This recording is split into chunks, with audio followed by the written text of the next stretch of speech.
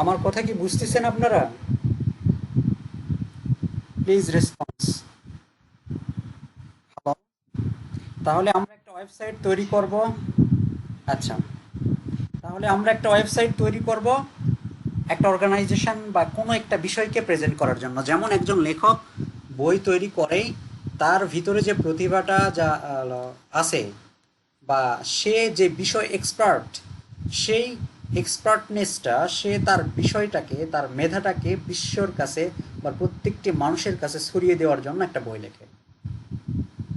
তার মূল উদ্দেশ্যই কোনো একটা টপিক সম্পর্কে সে মানুষকে জানাবে। এটাই হচ্ছে তার মূল উদ্দেশ্য। বই লেখার পরে এই বইটাকে আইডেন্টিফাই করার জন্য যে নাম দেওয়া হয় সেটাকেই বলা হচ্ছে ডোমেইন। বা একটা বই লেখার পরে বইটাকে বাজারজাতকরণের জন্য, পাবলিশকরণের জন্য একটা ইউনিক আইডেন্টিফায়ার হয় প্রয়োজন হয়ে পড়ে, সেটাই হচ্ছে ডোমেইন। তাহলে এই আমরাও ঠিক একই রকম একটা বিষয়কে প্রেজেন্ট করতে চাচ্ছি। যে কোনো বিষয় হতে পারে, যে কোনো অর্গানাইজেশন হতে পারে। আমরা একটা ওয়েবসাইট তৈরি করব, সেই ওয়েবসাইটটাকে বিশ্বের কাছে পৌঁছে দেওয়ার জন্য। আর এই ওয়েবসাইটে যে লেখাগুলো বা ভিডিও, অডিও বা পিকচারগুলো দিব সেটা হচ্ছে কি হাইপার টেক্সট। ওকে। তারপরের টির অর্থ হচ্ছে ট্রান্সফার। হাইপার টেক্সট মানেই হচ্ছে আমরা একটা ওয়েবসাইটে যে লেখাগুলো বা একটা ওয়েবসাইট প্রেজেন্ট করতে যা প্রয়োজন সেটা যার মাধ্যমে করা হয় সেটাই হচ্ছে হাইপার টেক্সট। অথবা হাইপার টেক্সট মানে হচ্ছে আমরা ওয়েবসাইটে যে লেখাগুলো দেই সেই লেখাগুলোকে বলা হচ্ছে হাইপার টেক্সট। আপনার তো বোঝেন soft and hard, soft copy and hard copy. Soft copy বলতে কম্পিউটারাইজড কোনো ফরম্যাটকে বলা হয় সফট, অ্যান্ড আর যেটা হার্ড, যেটা আমরা ধরতে পারি, বহন করতে পারি, এক জায়গা থেকে অন্য জায়গায় স্থানান্তর করতে পারি, এইটাকে বলা হচ্ছে হার্ড। তো সফটনেস কোনো টেক্সটকে বলবো আমরা হাইপার টেক্সট, যেটা আমরা ওয়েবসাইটে ইউজ করব। বুঝতে পারছেন? ওকে। তাহলে এই টেক্সটটা শুধু স্ট্যাটিক না, এই টেক্সটটা শুধু স্ট্যাটিক না, এটা একটা ট্রান্সফার যোগ্য টেক্সট। তাই বলা হচ্ছে হাইপার টেক্সট ট্রান্সফার। এই টেক্সটটা ট্রান্সফার হবে, গ্লোবালাইজেশন হবে, এক জায়গা থেকে অন্য জায়গায় যাবে, তাই বলা হচ্ছে হাইপার টেক্সট ট্রান্সফার। তাহলে এই ডোমেনের অধীনে যে কাজটা আছে সেটা কি হাইপার টেক্সট, এবং সেটা ট্রান্সফার হবে। অ্যান্ড ফিতে প্রোটোকল, কোন একটা নিয়ম বা রুলসের উপর ডিপেন্ড করে হাইপার টেক্সটটা ট্রান্সফার হবে। অবশ্যই এই হাইপার টেক্সটগুলো কীভাবে ট্রান্সফার হবে, কখন ট্রান্সফার হবে, কোন ডিভাইসে ট্রান্সফার হবে, কোন কোন ডিভাইসে সাপোর্ট করবে, এরকম রুলস আছে না? যেমন আমরা এখন ইন্টারনেটে ক্লাস করতেছি, একটা রুলস হচ্ছে আমাদের ইন্টারনেট কানেকশন থাকতে হবে, উইদাউট আমরা এই ক্লাস করতে পারবো না। এটা একটা রুলস যে আমাকে অনলাইনে যাইতে হলে অবশ্যই আমাকে মডেম বা ইন্টারনেট সংযোগ দিতে হবে। This is rules. তাহলে আমাদেরও হাইপার টেক্সটগুলো কোনো একটা প্রোটোকলের উপর ডিপেন্ড করে কি হবে, ট্রান্সফার হবে। অ্যান্ড এস, এস অনেক ওয়েবসাইটে থাকে না। এস মানে হচ্ছে সিকিউর বা সিকিউরিটি। যে সকল ওয়েবসাইটে থাকবে না এই এসটা, মনে করতে হবে এই ওয়েবসাইটটা সিকিউরিটি সম্পন্ন নয়। সিকিউরিটিটা কি? আমরা ফেসবুক ইউজ করি, ফেসবুকে যদি আমাদের মেসেজগুলো সিকিউরিটি না হতো তাহলে আমরা কি ফেসবুকে চ্যাটিং করতাম? ডেফিনেটলি চ্যাটিং করতাম না। আমরা জানি আমাদের টেক্সটগুলো সবাই দেখতে পাবে না।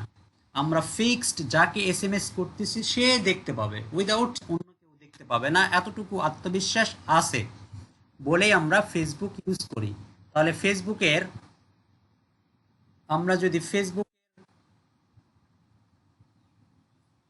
অ্যাড্রেসটা অ্যানালাইসিস করি, দেখেন ফেসবুক আনার সাথে সাথে এর সাথে একটা কি এক্সট্রা এস যোগ করা আছে। বাট আমার তৈরিকৃত একটা ওয়েবসাইট, এটাতে ওনারা এসএসডি সার্টিফিকেট বা এরকম একটা সিকিউরিটি নাই। দেখেন আমি নিয়ে আসছি কপি করে, এটাতে এস নাই। তার মানে কি এই ওয়েবসাইটটা সিকিউরিটি সম্পন্ন নয়। তাহলে আমরা এর অর্থ দাঁড়ালো হাইপার টেক্সটগুলো ট্রান্সফার হবে একটা নিয়মের উপর ডিপেন্ড করে, অ্যান্ড কি হবে, সিকিউরিটি সহকারে। বুঝতে পারছেন? তারপরে আছে ডাব্লিউ। এই হাইপার টেক্সটগুলো যে ট্রান্সফার হবে, এর লিমিটেশন কতটুকু, এই কতটুকু অনুযায়ী দূরত্বে যাইতে পারবে, বা কিভাবে, বা কতটুকু দূরত্বে এইটা টেক্সটগুলো ট্রান্সফার হবে, এটা ডিফাইন করা হচ্ছে পরবর্তী 3টা ডাব্লিউ উপরে। এর অর্থ তো সবাই জানেন, তাই না? ওয়ার্ল্ড ওয়েড ওয়েব, এটা একটা গ্লোবালাইজেশন, গ্লোবাল, বিশ্বের সব জায়গায় এটা যাবে। বিশ্বের যে কোনো প্রান্ত থেকে আমার এই ওয়েবসাইটটা যদি কেহ ইন্টারনেট সংযোগ দিয়ে সার্চ করে বা অ্যাড্রেস বারে এটা টাইপ করে, তাহলে আমার ওয়েবসাইটটা পাবে। এর অর্থ এটাই যে আমার এই ওয়েবসাইটটা বিশ্বের যে কোনো জায়গা থেকে যে কোনো সময়ে যে কোনো ডিভাইসের মাধ্যমে আমরা এই ওয়েবসাইটটা খুঁজে পাবো, বা আমার ওয়েবসাইটটাতে যা আছে সেটা দেখতে পাবো। ঠিক আছে, এই হলো ডাব্লিউ আর এইচটিটিপিএস। আর এরপরে যেটা থাকে সেটাকে বলা হচ্ছে, আচ্ছা বলেন, প্রশ্ন বলেন। আচ্ছা, এরপরে যেটা থাকে সেটা হচ্ছে ডোমেইন, যে আমাদের নাম। তারপরে যেটা থাকে সেটা হচ্ছে এক্সটেনশন। এক্সটেনশন সবাই বুঝি? এক্সটেনশন সবাই বুঝি কি? আচ্ছা, এক্সটেনশন বুঝলে ভালো। এক্সটেনশন দ্বারা বুঝায় এই ফাইলটা কোন ধরনের, কি কাজ, কি দিয়ে ওপেন হবে, এটা ইত্যাদি বলো, মানে বোঝায়। যেমন মাজিদ একজন ব্যক্তির নাম, এর সাথে যদি MP4 থাকে, তাহলে বুঝবো কি মাজিদ নামে একটা ভিডিও ফাইল। যদি এখানে থাকে জেপিজি, তাহলে বুঝবো কি এটা একটা পিকচার। যদি থাকে পিএনজি, বুঝবো এটাও একটা পিকচার। যদি থাকে ডক, তাহলে বুঝবো এটা একটা ডকুমেন্ট, ওয়ার্ড দিয়ে তৈরি। যদি ডক এক্স থাকে, তাহলে এটাও বুঝবো আমরা এটা একটা ডকুমেন্ট। যদি এইচটিএমএল থাকে, তাহলে বুঝবো এটা একটা এইচটিএমএল ফাইল। যদি সিএসএস থাকে, তাহলে বুঝবো এটা একটা সিএসএস ফাইল। ক্লিয়ার? ওকে। ডোমেন হোস্টিং সম্পর্কে এখন কোনো কোশ্চিন থাকলে আপনারা আমাকে করতে পারেন, যদি কোনো কোশ্চিন থাকে বলেন।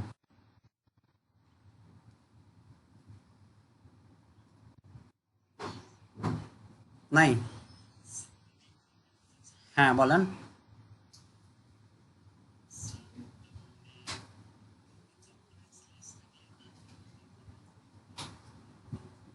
হ্যাঁ,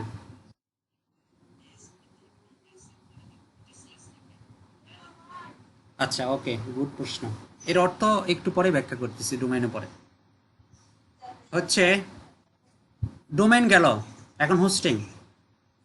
হোস্টিং হচ্ছে আমাদের যে ওয়েবসাইটটা তৈরি করলাম, এটা এমন এক জায়গাতে রাখতে হবে যাতে করে বিশ্বব্যাপী এটা দেখতে পারে।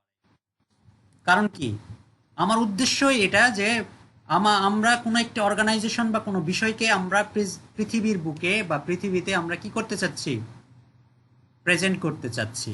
তাহলে আমি যেই ওয়েবসাইটটা তৈরি করব, সেই ওয়েবসাইটটা আমার কম্পিউটারে রাখলে কি পৃথিবীর মানুষ দেখতে পাবে? অবশ্যই না। পাবে কি? আমার ফাইল, আমার কম্পিউটার অনেক ফাইল আছে, আপনারা দেখতে পাচ্ছেন? দেখতে পাচ্ছেন না। তাহলে এই ওয়েবসাইটটা এমন এক জায়গাতে রাখতে হবে, যে জায়গাতে রাখলে আমরা অবশ্যই যে কোনো জায়গা থেকে এটা দেখতে পাবো। যেমন লেখক বই তৈরি করলো, এই বইটা কসমেটিক্সের দোকানে দিলে মানুষ কি বই কিনতে পারবে? অবশ্যই কোথায় দিতে হবে? লাইব্রেরিতে। কারণ আপনার একজন ব্যক্তি যদি বই কিনতে চায়, তাহলে অবশ্যই কোথায় যাবে? লাইব্রেরিতে যাবে। লাইব্রেরিতে গিয়ে বলবে অমুক লেখকের বই কি আছে, উইদাউট ওই বইটা পাবে না। তাহলে আমাদের ওয়েবসাইট তৈরি করার পরে, নয়েজ হচ্ছে, মিউট করে রাখেন প্লিজ।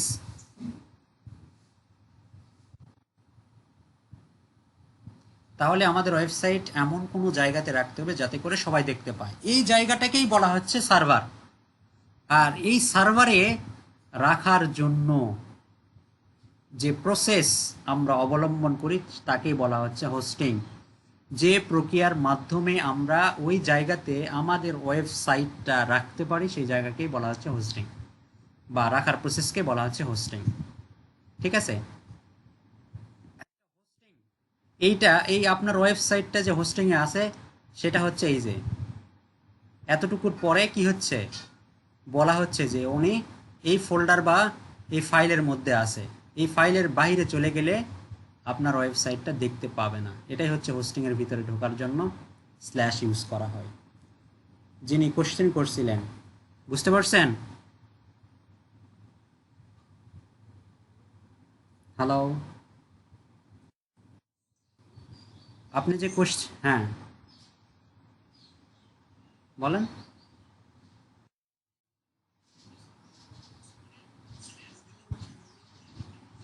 হ্যাঁ, এখানেও এখানেও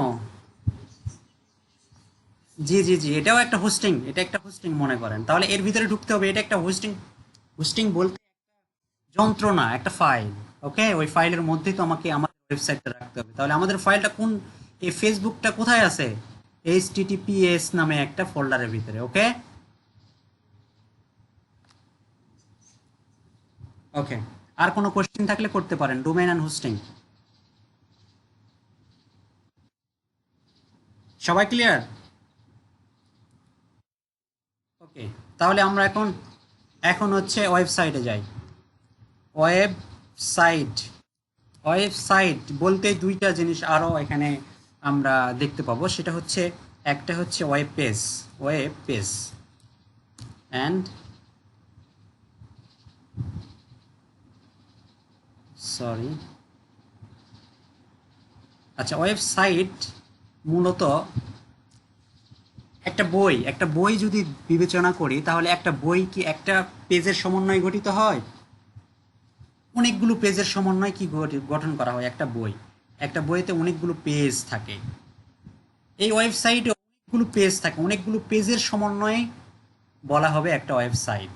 তাহলে একটা ওয়েবসাইটে আমরা যখন একটা ওয়েবসাইট বলবো তখন আমরা বুঝবো কি এখানে অনেকগুলো পেজ আছে, অনেকগুলো টপিকস আছে, সেই টপিকস অনুযায়ী এটা কাজ করবে। যেমন এটা একটা ওয়েবসাইট অনেকগুলো পেজের সমন্বয়, যেমন হোম, হোমে কিছু ইনফরমেশন আছে, এটা একটা পেজ, এটা একটা সিঙ্গেল পেজ। ওয়েব পেজ মানে একটা সিঙ্গেল পেজ যে পেজে কিছু ইনফরমেশন বহন করে। ওয়েব পেজ হচ্ছে একটি সিঙ্গেল পেজ যে পেজে বিভিন্ন রকমের ইনফরমেশন থাকে। অনেকগুলো ওয়েব পেজের সমন্বয় গঠন করা হয় বা গঠিত হয় একটা ওয়েবসাইট। যেমন এটা একটা ওয়েবসাইট, এখানে অনেকগুলো পেজ আছে। অ্যাবাউট একটা পেজ আছে, লিগাল স্ট্যাটাস একটা পেজ আছে, প্রোগ্রাম অ্যান্ড প্রো এটা একটা পেজ আছে, রিসোর্স একটা পেজ আছে, ইনস্টিটিউশন একটা পেজ, নিউজ একটা পেজ, কন্ট্যাক্ট একটা পেজ। বুঝতে পারছেন? তাহলে এই ওয়েবসাইটটা 1 2 3 4 5 6 7টা পেজের সমন্বয়ে গঠিত। মূলত এটা একটা সেকশন আকারে পেজ দেখানো হয়েছে, তবে এটা একটা পেজ। ক্লিয়ার? তাহলে একটা ওয়েবসাইট পেজের সমন্বয়ে গঠন করা হয়। তাহলে ওয়েব পেজ হচ্ছে একটা সিঙ্গেল পেজ যেটি কিছু ইনফরমেশন বহন করে, আর ওয়েবসাইট হচ্ছে অনেকগুলো পেজের সমষ্টি। বুঝতে পারছেন?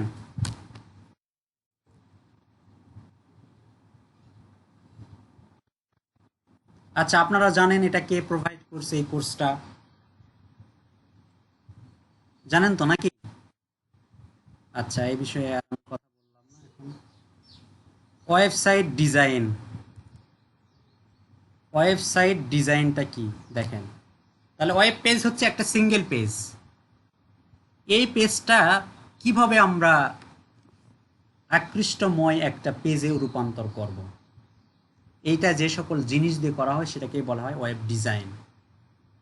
একটা পেজ আমরা কোথায় হেডার দিব, কোথায় ফুটার দিব, কোথায় মেইন কন্টেন্টটা রাখবো, হেডলাইন কোথায় থাকবে, লিঙ্কগুলো কোথায় থাকবে, এই জিনিসগুলো যেভাবে করা হবে সেটাকেই বলা হচ্ছে ওয়েব ডিজাইন। বুঝতে পারছেন? আচ্ছা, আর ডিজাইন টুলস অ্যান্ড এডিটর মানে হচ্ছে আমরা যার মাধ্যমে এই ওয়েবসাইটটা ডিজাইন করব সেটাকেই বলা হচ্ছে এডিটর বা টুলস। যেমন সাবলাইম টেক্সট একটা সফটওয়্যার, এই সফটওয়্যারের মাধ্যমে আমরা ওয়েবসাইট ডিজাইন করতে পারি, ওয়েবসাইটে যে লেখাগুলো থাকবে সেটা দিতে পারি, ওয়েবসাইটে যে ভিডিও অডিও থাকবে বা পিকচার থাকবে সেটা দিতে পারি। সো এটাকেই বলা হচ্ছে এডিটর।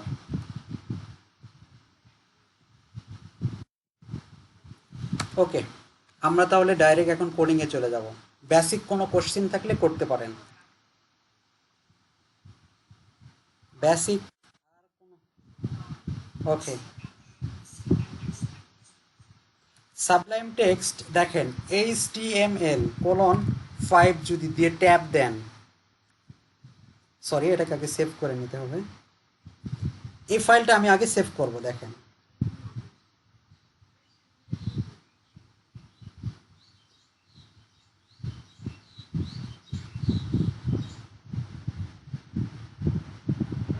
আমরা মাজিদ নামে একটা ফাইল তৈরি করলাম, এর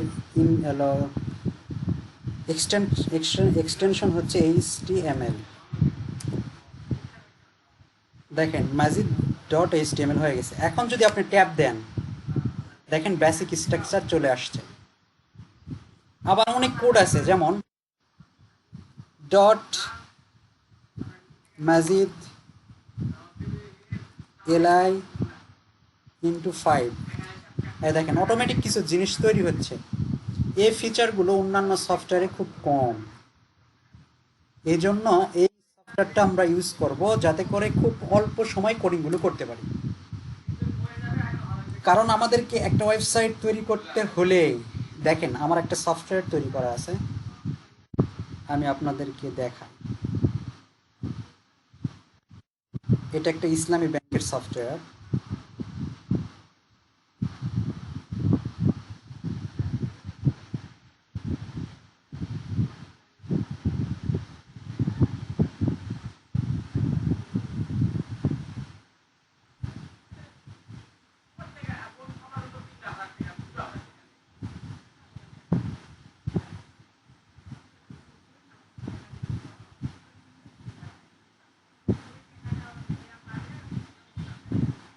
আচ্ছা, আমি ফাইল ওপেন করি নাই, ওপেন ফোল্ডার ওপেন করতে হবে।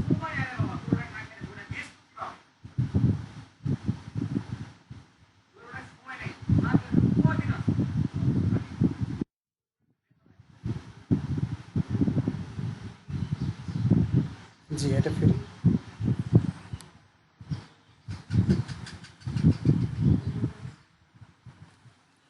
না, এটা দিয়ে হবে। আমার যত সফটওয়্যার, এটা একটা সবচেয়ে বড় সফটওয়্যার, বুঝতে পারছেন? হ্যাঁ, এটা আমার সবচেয়ে বড় সফটওয়্যার, তৈরিকৃত সফটওয়্যারগুলোর মধ্যে পিএসপি দিয়ে গড়া সবচেয়ে বড় একটা সফটওয়্যার। দেখেন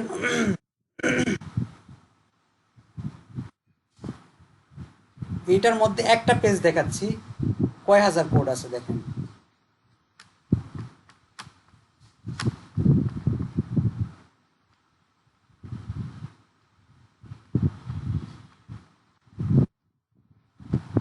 আরো আছে, ওয়েট, 3328টা লাইন একটা পেজে আছে। এরকম প্রত্যেকটা পেজে কোনোটা 1000, 2000, 2500 লাইন আছে। তাহলে চিন্তা করে দেখেন আমাদেরকে কত কোড লিখতে হবে, তাই না? তাহলে আমরা এইভাবে যদি শর্ট কোডগুলো না লিখতে পারি তাহলে প্রবলেম হবে। শুধু শর্ট কোড না, আমাদেরকে উইদাউট মাউস কম্পিউটার চালানোর এক্সপিরিয়েন্স থাকতে হবে। তাহলে খুব দ্রুত আমরা কি করতে পারবো, কোনো একটা ওয়েবসাইট মেকিং করতে পারবো। তো এই জন্য আমরা সাবলাইম টেক্সটটা বেশি এই কোডিংগুলো সাপোর্ট করে। সো এই জন্য আমরা সাবলাইম টেক্সটটা, আমি ব্যক্তিগতভাবে আমার ফ্লেক্সিবল হয় এই জন্য আমি ইউজ করি। আপনারা যদি মনে করেন notepad plus plus, notepad, code block, তারপরে হলো আর অনেকগুলো আছে আদার্স, এগুলো ইউজ করতে পারেন, নো প্রবলেম, সবটাতেই কাজ করতে পারবেন। জি বলেন।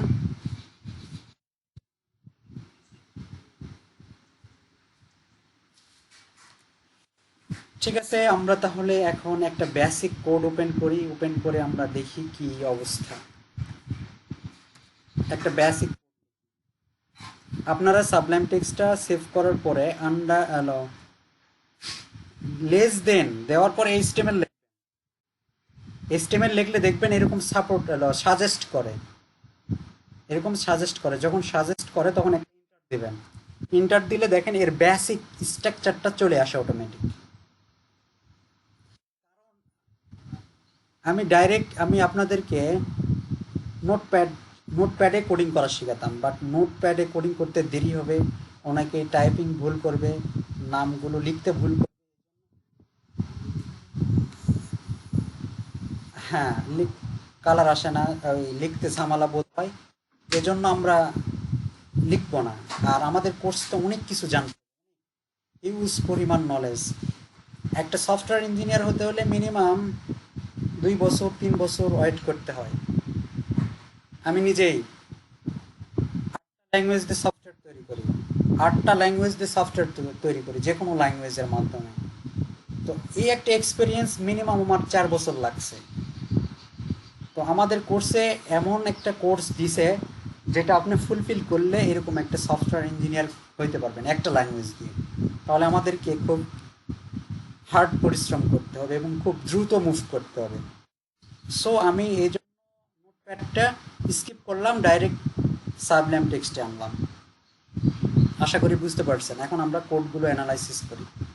আচ্ছা, যেহেতু আমাদের একটা পেজ, ওয়েব পেজ বলতে আমরা বুঝি একটা সিঙ্গেল পেজ, যে সিঙ্গেল পেজে আমরা একটা ইনফরমেশন দিব বা ইনফরমেশন বহন করে, সেই ইনফরমেশনগুলো আমাদেরকে দিতে হবে।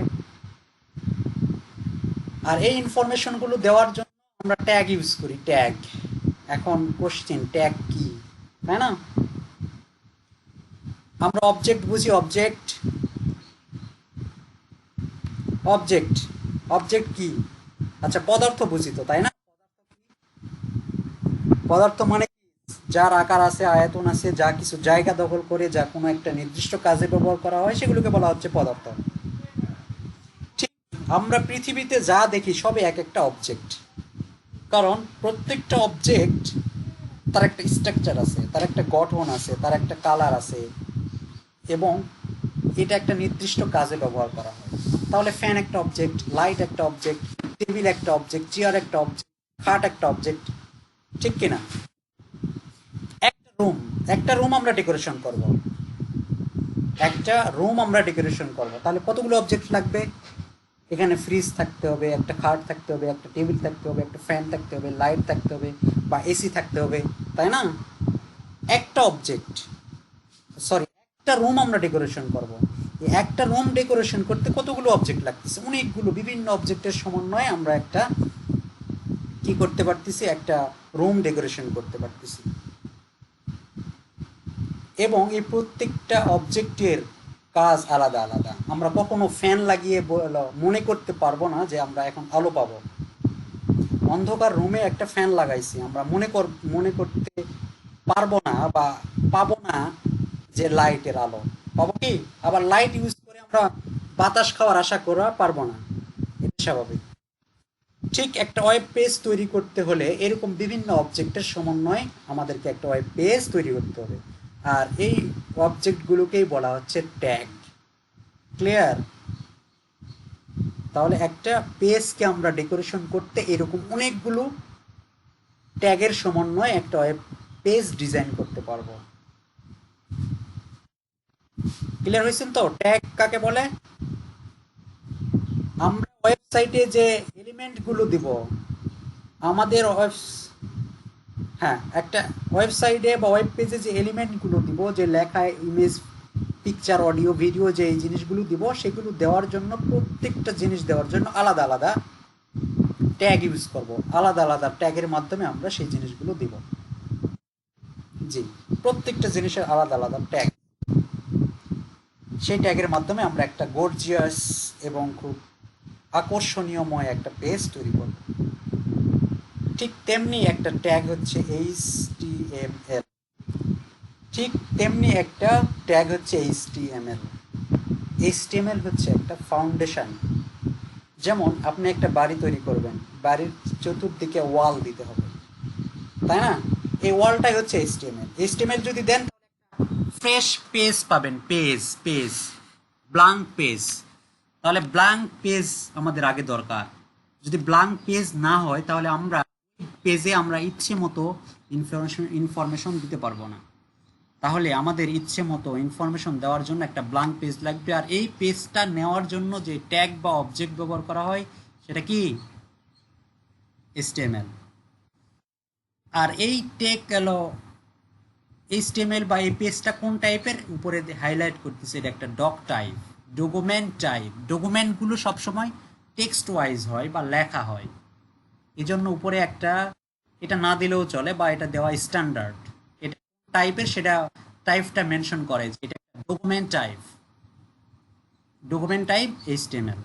তারপরে কি এটা HTML দিয়ে একটা ব্ল্যাঙ্ক পেজ নিচ্ছি, এই পেজের মধ্যে আমরা বিভিন্ন রকমের ট্যাগ বা অবজেক্ট দিয়ে সাজাবো। হ্যাঁ, একটা ব্ল্যাঙ্ক পেজ নেওয়ার জন্য HTML দিতে হয়। তারপরে এখানে আছে হেডার, সরি হেড। হেডও একটা ট্যাগ। এই ট্যাগটার কাজ হচ্ছে আমরা একটা ওয়েবসাইট তৈরি করতে শুধুমাত্র HTML এর সমন্বয় করতে পারবো না। হ্যাঁ, HTML দিয়েও ওয়েবসাইট তৈরি করা যায়, বাট গর্জিয়াস হবে না। আমাদের ওয়েবসাইটটা আকর্ষণীয়ময় হবে না। আমাদের ওয়েবসাইটটাকে আকর্ষণীয় এবং গর্জিয়াস করে না তুলতে পারলে আমাদের ওয়েবসাইটটা মানুষ দেখবে না। এলোমেলো লেখা কেউ দেখে মানুষ? সুন্দর গোছালো সাজানো অ্যানিমেটেড এরকম একটা আকর্ষণীয়ময় পেজ তৈরির জন্য বিভিন্ন HTML এর মতো বিভিন্ন এরকম আছে, সেগুলোর মাধ্যমে আমাদেরকে এটা গর্জিয়াস করে তুলতে হবে। আর এই পেজগুলো আদার্স যে পেজগুলো এর সহকারী পেজ, সেই পেজগুলোকে লিঙ্ক করার জন্য আমরা হেডটা ইউজ করে থাকি। এই হেডের মধ্যে আমরা যেটা দিব সেটা আগে এক্সিকিউট হবে। আপাতত এতটুকুই বোঝেন, হেডের মধ্যে আমরা যে জিনিসটা দেব সর্বপ্রথম সেটাই এক্সিকিউট হবে বা দেখা যাবে। বুঝতে পারছেন? আচ্ছা, একটা ওয়েবসাইট দেখে আসি। এটা একটা ওয়েবসাইট। দেখেন আমার মাউস দেখতে পাচ্ছেন? আমার মাউসের এখানে লেখা আছে GF, এরপরে দুইটা হাইপেন দেওয়ার পরে লেখা আছে কি গ্যালাক্সি ফাউন্ডেশন। এটাকেই বলা হচ্ছে টাইটেল। আমাদের ওয়েবসাইটে এরকম লেখা দেওয়ার জন্য যে ট্যাগ ব্যবহার করব তার নাম হচ্ছে টাইটেল নামে একটা ট্যাগ। বুঝতে পারছেন? তাহলে এখানে আমরা যে কোনো নাম দিতে পারি, যেমন ABM। ABM লেখার পরে আমি দুইটা, এটাকে বলা হয় অর। আচ্ছা, দুইটা মানে টার্ম দিলাম, তারপরে লিখলাম যে আব্দুল মাজিদ, এটা লিখলাম। তাহলে আমরা দেখে আসি আসলে আমাদের এটা টাইটেলে গেল কিনা। এটা সেভ করার পরে রাইট বাটনে ক্লিক করে এখানে দেখবেন ওপেন ইন ব্রাউজার, এখানে ক্লিক করবেন।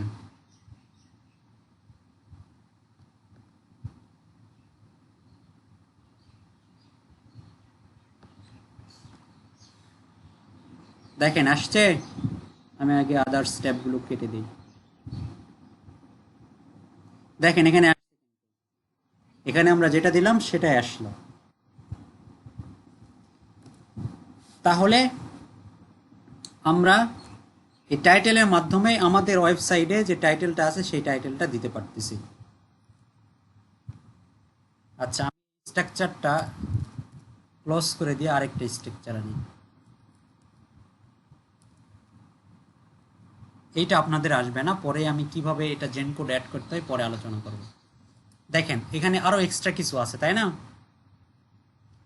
HTML একটা ট্যাগ, একটা ট্যাগের ভিতরে যদি কোনো কিছু থাকে সেটাকে বলা হয় অ্যাট্রিবিউট। ওই ট্যাগকে আরও কার্য উপযোগী করার জন্য কিছু অ্যাট্রিবিউট ইউজ করতে হয়। যেমন একটা ফ্যান, এই ফ্যানের একটা অ্যাট্রিবিউট হচ্ছে তিনটা পাখা আছে। একটা ফ্যানের আরেকটা অ্যাট্রিবিউট হচ্ছে এই ফ্যানের একটা নির্দিষ্ট কালার আছে, তাই না?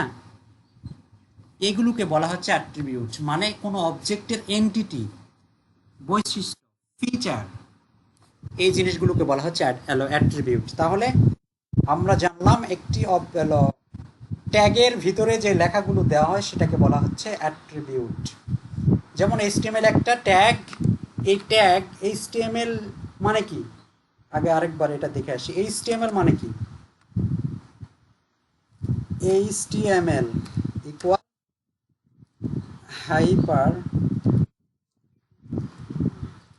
Hyper text markup language. ঠিক আছে, হাইপার টেক্সট মার্কআপ ল্যাঙ্গুয়েজ। তো এইটা হাইপার টেক্সট মানে কি আমরা তো জানলাম, আমরা ওয়েবসাইটে যে লেখাগুলো দেখি দেই সেগুলোকেই বলা হচ্ছে হাইপার টেক্সট। মার্কআপ ল্যাঙ্গুয়েজ মানে দেওয়ার যে মেকানিজম সেটাকে বলা হচ্ছে মার্কআপ। সেট আপ করে দেওয়া বা ফিক্সড করে দেওয়া বা দিয়ে দেওয়া এটাকে বলা হচ্ছে মার্কআপ। তাহলে হাইপার টেক্সটগুলো দেওয়ার যে ব্যবস্থাপনা করে সেটাকে বলা হচ্ছে এইচটিএমএল। তাহলে এগুলো লিখে লিখে দেওয়া হচ্ছে, ঠিক আছে। তো লেখাগুলো আমরা বিভিন্ন ল্যাঙ্গুয়েজে লিখতে পারি, বাংলা, ইংলিশ, উর্দু, ফার্সি, তাই না? তো এটা কোন ধরনের লেখা, এটা কোন ধরনের লেখা, এইচটিএমএলটা কোন ধরনের লিখবে, তাই বলা হচ্ছে এখানে অ্যাট্রিবিউট দিয়ে LANG ল্যাং মানে ল্যাঙ্গুয়েজ। ল্যাঙ্গুয়েজটা কি হবে? EN মানে ইংলিশ। তাহলে এই এইচটিএমএল এ যে লেখাগুলো দিব সেটা ইংলিশ ভার্সনের হতে হবে, বা এই লেখাগুলো ইংলিশ হতে হবে, ঠিক আছে। তারপরে হেডের মধ্যে আরেকটা এক্সট্রা ট্যাগ ইউজ করা হচ্ছে, এটা একটা সিঙ্গেল ট্যাগ। ট্যাগ দুই রকমের, একটা হলো সিঙ্গেল, একটা হচ্ছে ডবল। যেমন এটা একটা সিঙ্গেল ট্যাগ, এর শেষ নাই, প্রত্যেকটা ট্যাগের দেখেন শুরু, এটা শুরু এবং স্ল্যাশ দিয়ে শেষ আছে। বডি শুরু, এর স্ল্যাশ দিয়ে শেষ আছে। হেড শুরু এবং এর এর ভিতরে শেষ আছে। টাইটেল শুরু, এর শেষ আছে। বাট মেটা একটা ট্যাগ, এই ট্যাগের কোনো শেষ নাই, আছে? শেষ বলতে এটাই বোঝাচ্ছে, এই গেটার দেন দিয়ে এটাই শেষ বোঝাচ্ছে, তাই এটা একটা সিঙ্গেল ট্যাগ। সিঙ্গেল ট্যাগগুলো কার্যকরী তখনই হয়, সিঙ্গেল ট্যাগগুলো দিয়ে কাজ করে নেওয়ার প্রসেস হচ্ছে এর ভিতরে অ্যাট্রিবিউট অ্যাড করতে হয়, অ্যাট্রিবিউট। তো এই মেটা নিয়ে অনেক আলোচনা আছে, আমি আজকে আলোচনা করব না। মেটা আরও অনেকগুলো আলোচনা করতে হবে, আজকে এটাকে স্কিপ করে দিলাম। তাহলে যেই সকল ট্যাগ ডাবল, সেই সকল ট্যাগের মাধ্যমে আমরা লেখা প্রেজেন্ট করতে পারি, বুঝতে পারছেন? যেমন H1 একটা ট্যাগ, এর মধ্যে আমি কিছু লেখা দিতে পারি। H2, H3 এরকম ভাবে H6 পর্যন্ত আছে। এই ট্যাগগুলোর মাধ্যমে আমরা কি করতে পারি? লেখা প্রেজেন্ট করতে পারি। তাহলে ডবল ট্যাগগুলোর মাধ্যমে আমরা লেখা প্রেজেন্ট করতে পারি, আর সিঙ্গেল ট্যাগগুলোর মাধ্যমে এটা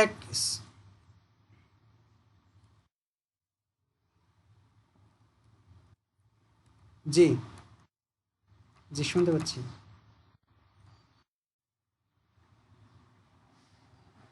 আচ্ছা, আপনি আমার লিঙ্ক দেন নাই, লিঙ্কটা আরেকবার দিয়ে দেন।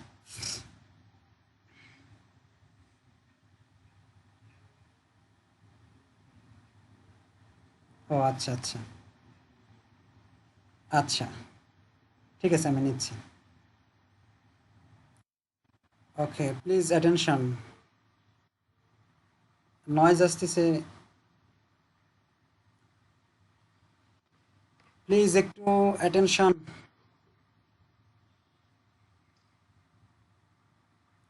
হাজিবুন নাহার প্রেজেন্ট আছেন? সুলতানা, ও এটা না, হ্যাঁ এই যে এটা। হেলালুদ্দিন প্রেজেন্ট আছেন?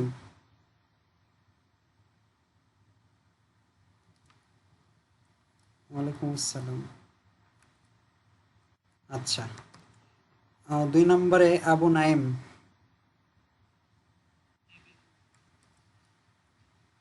রকি ইসলাম, রকি ইসলাম। ফরিদুল ইসলাম, ফরিদুল ইসলাম। তানভীর রহমান,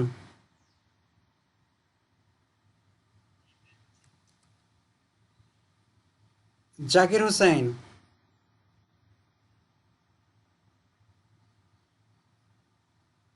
মোর্শেদ আলম,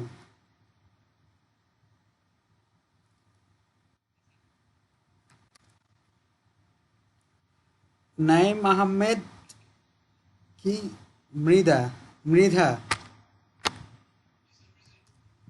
ওকে আব্দুল্লাহ আল হাবিবুল্লাহ ওকে আব্দুল্লাহ আল হাবিবুল্লাহ আছেন ওকে ওকে ওকে ফয়সাল ইসলাম ফয়সাল ইসলাম ফাজলে রাব্বি সাগর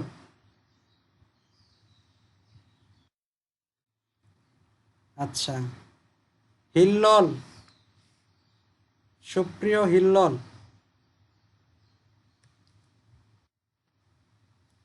দেবাশিস কর্ম আচ্ছা দেবাশিস না দেবাশিস আছেন আচ্ছা জাফর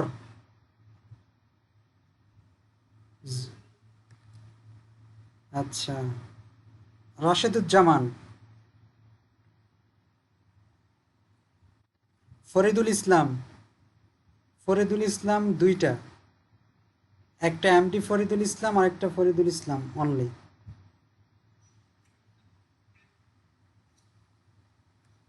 প্রেজেন্ট আছেন আচ্ছা ঠিক আছে পরিমল চন্দ্র বর্মন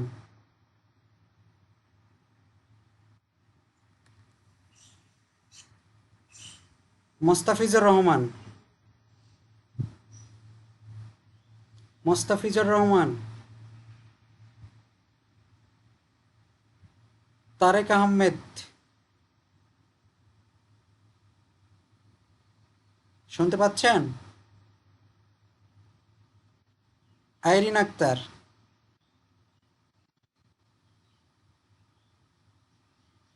হ্যালো আইরিন আক্তার নেই ছিল তো আছে তো ওকে সাজু আহমেদ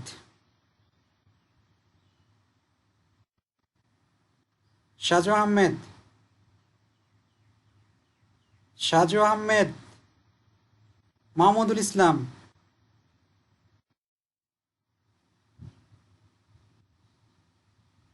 জহরুল ইসলাম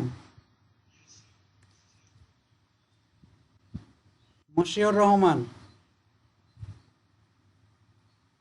মশিউর রহমান মাহবুবুর রহমান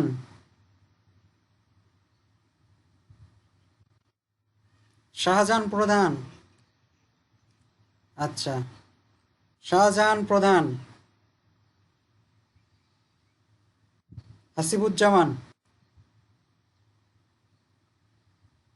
হাসিবুজ্জামান আবার শোনেন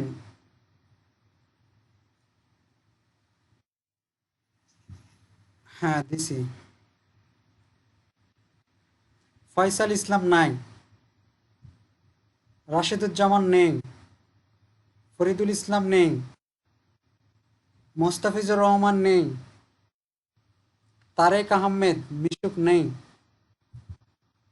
সাজু আহমেদ নেই মাহমুদুল ইসলাম আছে না আচ্ছা আর দুইজন হচ্ছে শাহজাহান প্রধান আর হাসিবুজ্জামান ওকে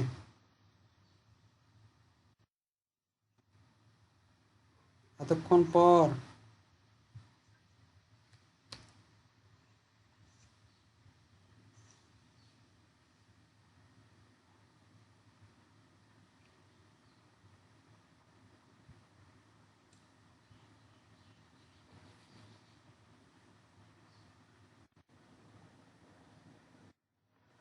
আমি একটু কাজ করি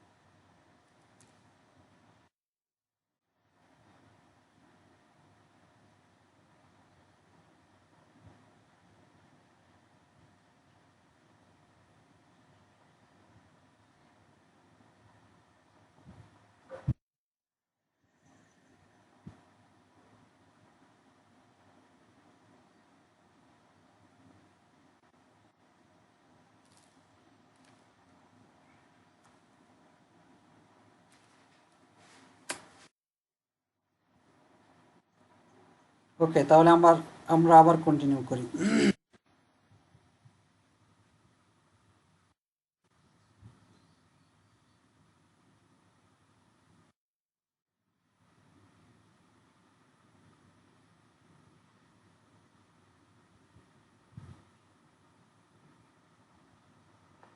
আচ্ছা, তাহলে আমি দেখাচ্ছিলাম এটা একটা সিঙ্গেল ট্যাগ। এই সিঙ্গেল ট্যাগের মাধ্যমে আমরা কোনো লেখা দিতে পারবো না, একটা ইমেজ দিতে পারবো, কারণ আমরা জানি ইমেজের মধ্যে কোনো লেখা থাকে না। ঠিক আছে, তাহলে ডবল ট্যাগগুলোর মাধ্যমে আমরা ইমেজ দিতে পারি, সরি, লেখা দিতে পারি। এখন আমরা একটা লেখা দিব ওয়েবসাইটে, আমাদের ওয়েবসাইটে লেখা দিব। এর আগে আমরা এই পর্যন্ত করছি।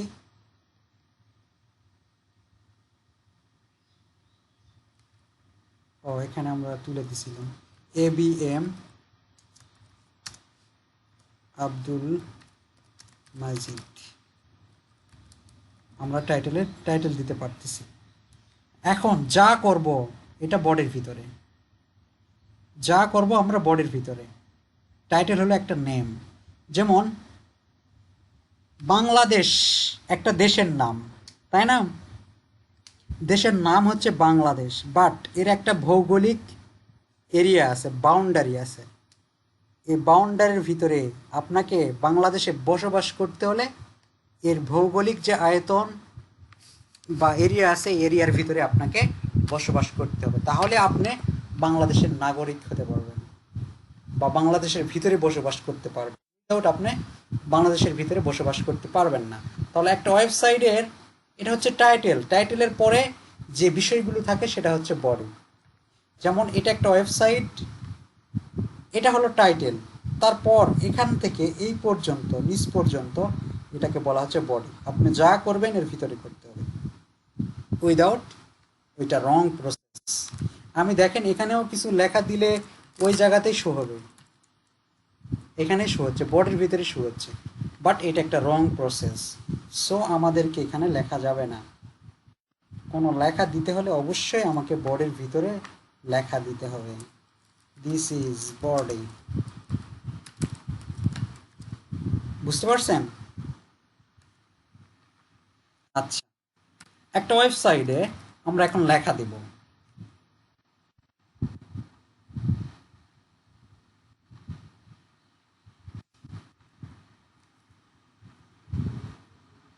জি, ভিডিও হচ্ছে।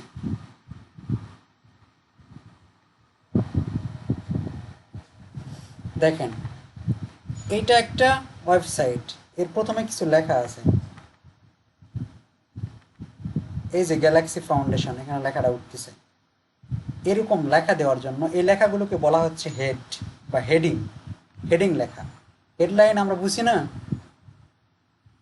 হেডিং দেওয়ার জন্য যে ট্যাগ ব্যবহার করা হয় সেটা হচ্ছে H1 থেকে শুরু করে H6 পর্যন্ত, H1, H2, H3, H4,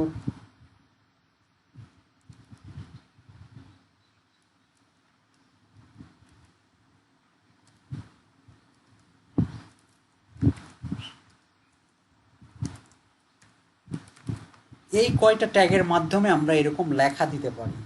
একটা ওয়েবসাইটে এরকম আমরা লেখা দিতে পারি, এরকম হেডিং লেখাগুলো দিতে পারি। আচ্ছা, এটা আমি এই ব্রাউজারে ওপেন করি।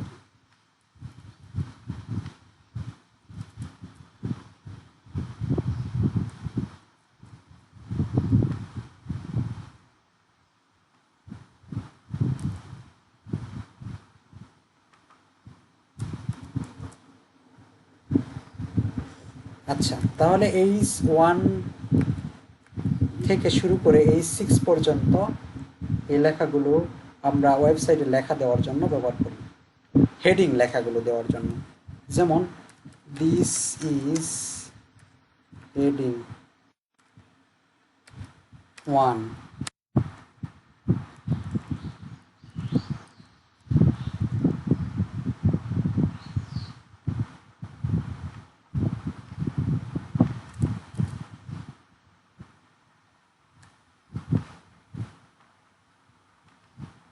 এইটা হ্যাঁ, একটু আমি শিখে দেবো, একটু ওয়েট করেন। এখন তো আপনারা ছোট, এই সব কিছু বলা যাবে না, ধীরে ধীরে সব পাবেন অবশ্যই।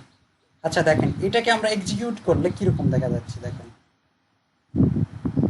এই যে দেখেন এই অবস্থা, হেডিং ওয়ানের মধ্যে কোনো লেখা দিলে সেটা একটু বড় আকারে শো করতেছে, তারপরে হেডিং টুতে দিলে তার থেকে একটু ছোট, এরকমভাবে 6 পর্যন্ত দেওয়া যায়। এটা হলো শুধুমাত্র হেডিং। হেডিং তো বোঝেন তাই না? দেখেন এই লেখাগুলোর মধ্যে এটা হেডিং, এটা কিন্তু অনেক বড়। আবার এই লেখাগুলোর মধ্যে এইটা হেডিং, এটা একটু ছোট। আবার এই লেখাগুলোর মধ্যে এইটা হেডিং, এই লেখাগুলোর মধ্যে এইটা হেডিং। তো এইরকম হেডিং দেওয়ার জন্য আমরা কি করব, 1 থেকে শুরু করে 6 পর্যন্ত ইউজ করতে পারবো। আবার এরকম ছোট লেখা দেওয়ার জন্য, এরকম লেখা দেওয়ার জন্য আমি এই লেখাটা কপি করি।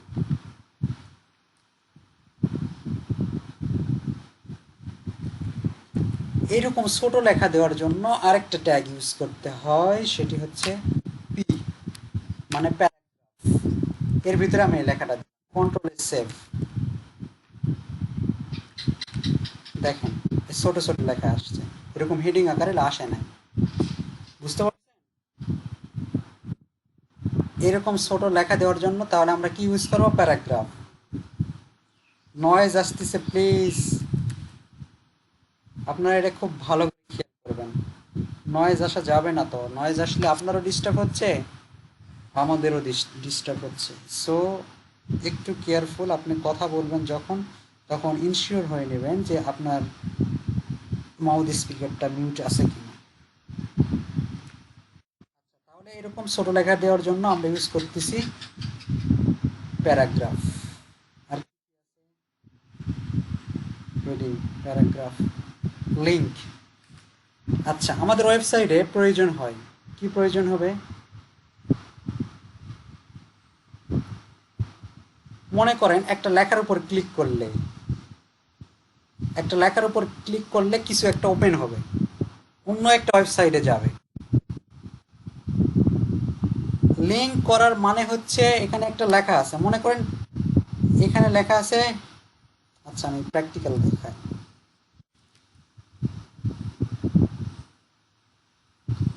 রিয়াল লাইফ স্কুল বিডি.com,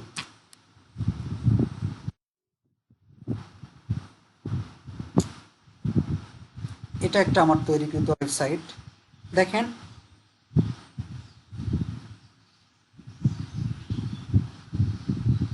এখানে কি আছে, রিড মোর। এখানে ক্লিক করলে দেখেন লিঙ্ক করা আছে, এখানে ক্লিক করলে কিছু একটা ঘটবে, বা এখানে ক্লিক করলে আরেকটা পেজে যাবে। এই যে দেখেন আরেকটা পেজ ওপেন হচ্ছে। তো ওই পেজের সাথে আরেকটা পেজ লিঙ্ক করার জন্য যে ট্যাগ ইউজ করা হয় তার নাম হচ্ছে অ্যাঙ্কর ট্যাগ। অ্যাঙ্কর ট্যাগ, যেমন আমরা মনে করেন এখানে একটা লেখা লিখব, আচ্ছা H2 এর ভিতরে একটা লেখা লিখব যে click here, go to Facebook. এখন কি দেখা যাচ্ছে, দেখেন এখানে লিখতে পাচ্ছি কি, click here go to Facebook. But এখানে আমি মাউস নিয়ে গেলে মাউস আইকনটা কি হচ্ছে, টেক্সট, হ্যান্ডের মতো দেখা যাচ্ছে কি, এই যে এখানে নিয়ে গেলে কি দেখা যাচ্ছে দেখেন, এই যে হাতের মতো দেখা যাচ্ছে। হাতের মতো যখনই দেখবেন তখনই মনে করবেন লিঙ্ক আছে, এখানে ক্লিক করলে ঘটবে। তো আমরা এখানে লিঙ্ক করে দেওয়ার জন্য একটা ট্যাগ ইউজ করব, তার নাম অ্যাঙ্কর ট্যাগ এ, বা এরকম আপনি লেস দেন এ দিলে দেখেন সাজেস্ট করবে, এই যে সাজেস্ট করতেছে। এখন ইন্টার মারেন, এ চলে আসবে। এটার আবার এটাও দুইটা মানে ডাবল ট্যাগ, এর ভিতরে আমরা লেখা দিতে পারতেছি। এক, 2 নম্বরে এখানে এই, এটার নাম হচ্ছে এইচ রেফ, মানে হাইপার রেফারেন্স। আপনি কোন রেফারেন্স এখানে দিতে চাচ্ছেন, কাকে শো করাতে চাচ্ছেন, তার অ্যাড্রেস এখানে বসাতে হবে। এখন আমি এই অবস্থায় রিলোড দিলাম, দেখেন এখানে এখন এগুলো হাত দেখা যাচ্ছে। এখানে ক্লিক করলে কি হবে সেটা করার জন্য করেন আমি চাচ্ছি ফেসবুকের হোম পেজ, আমরা চাচ্ছি এইরকম ফেসবুকের পেজটা ওপেন হোক। তাহলে এই পেজটাকে আমি কপি করলাম, এই অ্যাড্রেসটাকে, আর এইখানে লিংকের ভিতরে দিবেন মানে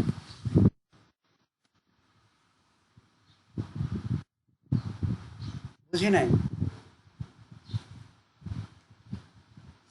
আপনাকে ওই পেজ ওপেন করতে হলে এই যে হাইপার রেফারেন্সের ভিতরেই দিতে হবে। এখন কন্ট্রোল এস সেভ দিলাম, দেখেন এখন রিলোড দিলাম। এখন আপনি এখানে ক্লিক করেন, এখন আপনি ক্লিক করেন, দেখেন ফেসবুকে চলে গেছে log in page. Link tag ওটা ডিফারেন্স, ওটা লিঙ্ক করার জন্য না। নয়েজ কার হচ্ছে আপনারটাতেই?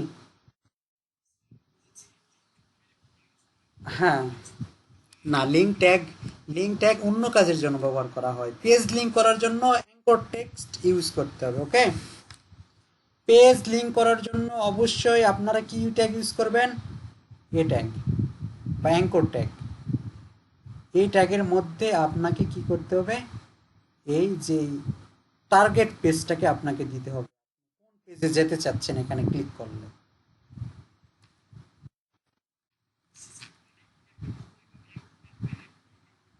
না, নতুন ট্যাব ওপেন হবে না, সেটা করার জন্য আর যেমন দেখেন, ভালো করে লক্ষ্য করেন, আমি যদি এখানে ক্লিক করি এই ট্যাবের ভিতরে ওই ফেসবুক পেজটা ওপেন হচ্ছে, দেখেন, তাই না?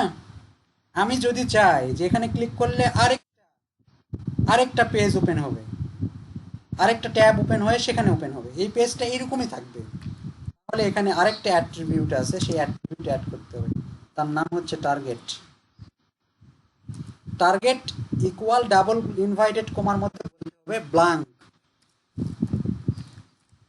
ব্লাঙ্ক, এইভাবে লিখতে হবে ব্লাঙ্ক। তাহলে দেখেন রিলোড দিলাম, এখানে ফলো করেন, ক্লিক করলাম, দেখেন নতুন একটা ট্যাব ওপেন হয়ে সেই জায়গায় ওই অ্যাড্রেসটা কাজ করতেছে। বুঝতে পারছেন? হ্যালো, বুঝতে পারছেন?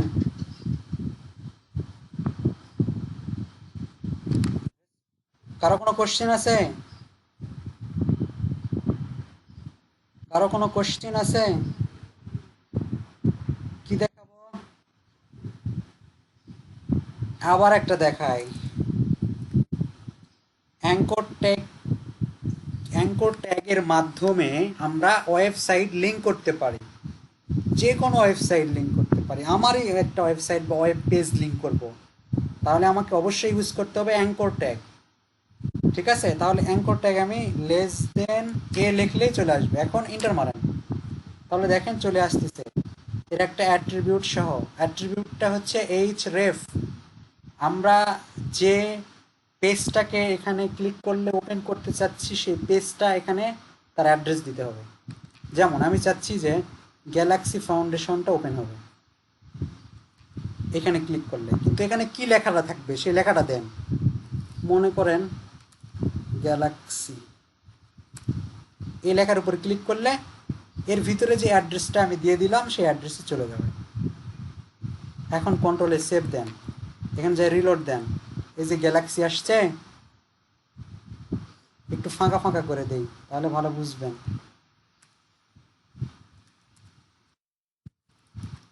এই যে দেখেন নিচে চলে আসছে, এখানে এখন ক্লিক করলে কি হবে, গ্যালাক্সি ফাউন্ডেশন এই পেজটাতে চলে যাবে। দেখেন এই পেজটা এখানেই ওপেন হচ্ছে, দেখেন ওপেন হয়েছে, কিন্তু আমি চাচ্ছি এখানে ক্লিক করলে নতুন একটা ট্যাব ওপেন হয়ে সেই জায়গায় যাবে।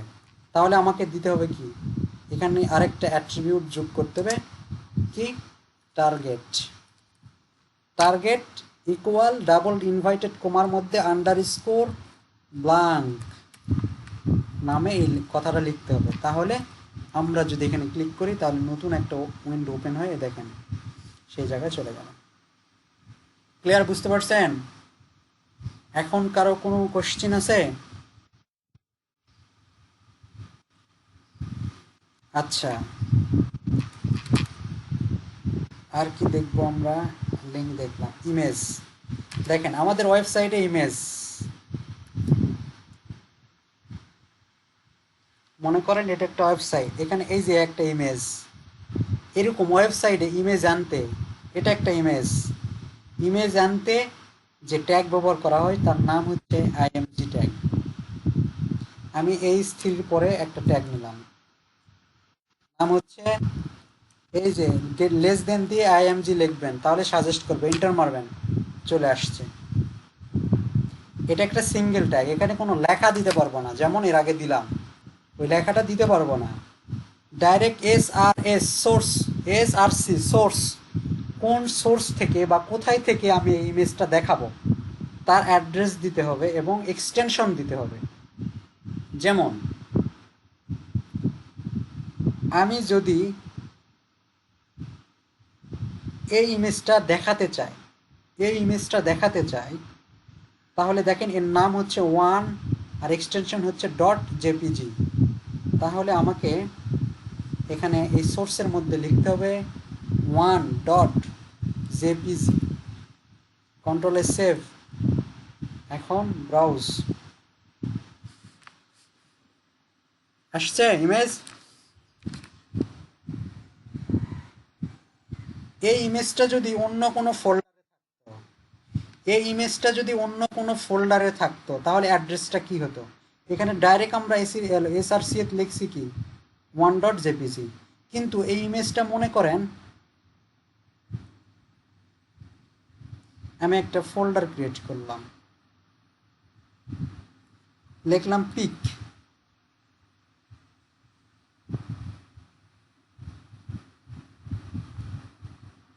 এই ইমেজটা এখন এর ভিতরে রাখলাম, দেখেন আপনার ওয়েবসাইটে এখন কাজ করবে না, আসছে দেখেন ভেঙে গেছে। তাহলে এর অ্যাড্রেসটা হবে এরকম, এই পিকের ভিতরে কি আছে, এই পিক নামে ফোল্ডারের ভিতরে 1.jpg নামে একটা ফাইল আছে বা ইমেজ আছে। তাহলে এখানে লিখতে হবে, অ্যাড্রেসটা হবে এরকম, পিক নামে ফোল্ডার, তার ভিতরে অ্যাক্সেস করার জন্য স্ল্যাশ, তার ভিতরে কি আছে 1.jpg।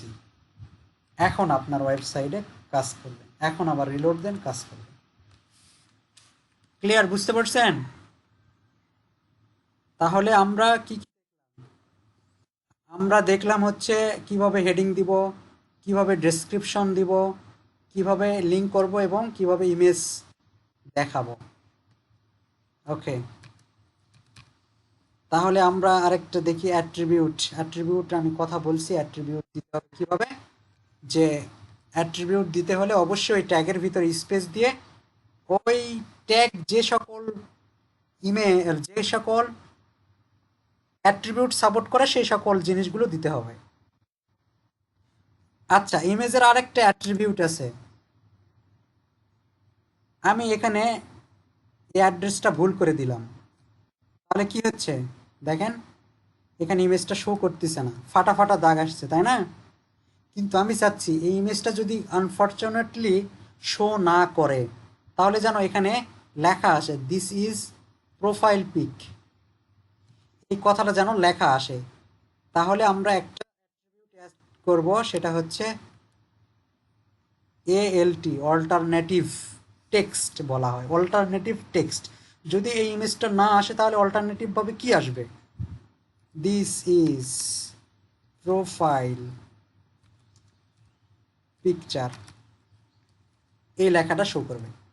দেখেন কন্ট্রোল সেভ, রিলোড, দেখছেন ওই ভাঙা ভাঙা জিনিসটা চলে গেল, দিস ইজ প্রোফাইল পিকচার। এখন যদি অ্যাড্রেসটা আবার ঠিক করে দেই তাহলে ইমেজটা শো করবে, যদি কোনো কারণে ইমেজটা শো না হয় তাহলে ওই লেখাটা শো করবে। ওই লেখাটা নর্মালি ভিউ নাই, এখানে আছে নেই। আচ্ছা, কারো কোনো কোশ্চেন, কারো কোনো কোশ্চেন? আচ্ছা, কোশ্চেন না থাকলে আমি নেক্সট পয়েন্ট, লিস্ট, লিস্টে যাই। লিস্ট, লিস্ট মানে হচ্ছে আমাদের ওয়েবসাইটে কখনো যদি লিস্ট আকারে, লিস্ট মানে কি, একটা সিকোয়েন্স অনুযায়ী কিছু লেখা, বাংলাদেশ পাকিস্তান, বাংলাদেশ পাকিস্তান ইন্ডিয়া সৌদি আরব ইত্যাদি লেখাগুলো আমরা দেখাতে চাচ্ছি। যেমন এটা একটা লিস্ট আকারে দেখানো হয়েছে, দেখেন sign up, log in, message, Facebook, but এটা এই দিকে দেখি দেখানো হচ্ছে, বাট এই দিকে যদি থাকতো তাহলে এটাকে কি বলতাম? এটাকে লিস্ট বলতাম। তাহলে লিস্ট যদি আমরা কখনো দেখাতে চাই তাহলে লিস্ট দুই প্রকার, একটা হচ্ছে অর্ডার লিস্ট আর আনঅর্ডার লিস্ট। আমি আগে অর্ডার লিস্ট ব্যবহার করি, কেন কিভাবে পরে বলতেছি। আন্ডার ইস লেস দেন ওএল মানে অর্ডার লিস্ট, এটা একটা ট্যাগ, এর মাধ্যমে লিস্ট দিতে হবে। এর মাধ্যমেও না, এর ভিতরে আবার আরেকটা ট্যাগ দিতে হবে এলআই। এর ভিতরে এখন বলতে হবে আমরা কোন ধরনের লেখা দিতে চাচ্ছি। যেমন আমি কয়েকটা নিয়ে নিই, এখন এখানে লিখে দিলাম Bangladesh, India, Pakistan, UK, USA. দেখেন কন্ট্রোল এস সেভ দিলাম, আমাদের ব্রাউজারে গিয়ে আমরা রিলোড দেই, দেখেন আসছে, দেখতে পাচ্ছেন Bangladesh, India, Pakistan, UK, US আসছে, দেখতে পাচ্ছেন। এইভাবে যদি কোনো লেখা প্রেজেন্ট করতে হয় তাহলে আমাদেরকে অবশ্যই কি দিতে হবে? লিস্ট ইউজ করতে হবে। এখন আনঅর্ডার লিস্ট আর অর্ডার লিস্ট, অর্ডার লিস্ট যদি আমরা ইউজ করতে চাই তাহলে দেখেন এ, যেমন 1 2 3 4 5 এগুলো অর্ডার, আবার ABCD হতে পারে। এরকমভাবে যদি আমরা লেখার সামনে এরকম কিছু সিম্বল ইউজ করতে চাই বা লেখা দিতে চাই তাহলে আমাদেরকে অর্ডার লিস্ট ইউজ করতে হবে। আর যদি আমরা ওয়েল ইউজ করি মানে আনঅর্ডার লিস্ট ইউজ করি তাহলে দেখেন এখানে সিম্বল আকারে শো করতেছে। ডিফারেন্স এইটাই। আমরা অর্ডার লিস্টগুলোতে কি কি দিতে পারবো, একটু অ্যাট্রিবিউট অ্যাড করে দিই। যেমন আমরা চাচ্ছি এই লেখাগুলোর সামনে ABCD এভাবে আসুক, তাহলে এখানে আমরা একটা টাইপ নামে অ্যাট্রিবিউট অ্যাড করব। টাইপের ভিতরে বড় হাতের যদি এ দেন তাহলে দেখেন কি আসছে, ABC আসছে, ABCD আকারে দেখাচ্ছে। আবার যদি আপনি ছোট হাতের ABC দেন তাহলে আপনাদের এই যে ছোট হাতের আসছে। আপনি যদি 1 2 3 দিতে চান তাহলে 1 দিয়ে দিলাম, আই দিলে দেখেন, বুঝতে পারছেন। আর যদি আমরা আনঅর্ডার লিস্ট ইউজ করি তাহলে আমরা এই জিনিসগুলো দিতে পারবো না, শুধুমাত্র সিম্বল, কন্ট্রোল এস সেভ, টাইপটা তুলে দিই, দেখেন সিম্বল আসছে, এটাকে বলা হয় ডট। আমরা টাইপটা যদি সার্কেল আকারে দিতে চাই তাহলে এখানে লিখতে হবে সার্কেল, কন্ট্রোল এস সেভ, আসছে, বুঝতে পারছেন। এখন আমরা চাচ্ছি বাংলাদেশ একটা কান্ট্রি, এর মধ্যে বিভাগগুলো আমরা এরপরে আবার এখান থেকে শুরু করব, ঢাকা, রাজশাহী, চট্টগ্রাম, খুলনা, এরকমভাবে দিতে চাচ্ছি। তাহলে এই বাংলাদেশ এই লিস্ট আইটেমটা এখানে শেষ না করে এখানে ইন্টার মারব, দিয়ে এখানে আবার আরেকটা লিস্ট নিব, অর্ডার লিস্ট নিলাম, নেওয়ার পরে এখানে আবার লিস্ট আইটেম দিব, মনে করেন ঢাকা, এরকম করে দিলাম, কন্ট্রোল এস সেভ, দেখেন কি হয়, দেখছেন বাংলাদেশের আবার সাব মেনু তৈরি হয়ে গেছে। ইন্ডিয়ার আবার করব, তাহলে কি করতে হবে আমাকে, অবশ্যই ইন্ডিয়া এই লেখার এই ইউএলটা শেষ না করে এখানে ইন্টার মেরে এর উপরে আবার অর্ডার লিস্ট আমরা উপরে নিলাম, এখানে অর্ডার লিস্ট নিলাম, এখানে আনঅর্ডারও লিস্ট ইউজ করতে পারেন, ইউএল নিলাম, এলআই নিলাম, এর ভিতরে লিখলাম কলকাতা।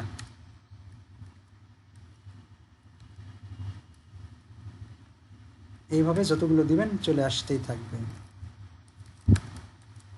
ঠিক আছে, বুঝতে পারছেন কি? List clear? হ্যালো, সবার ক্লিয়ার? কি পেইন মনে হচ্ছে?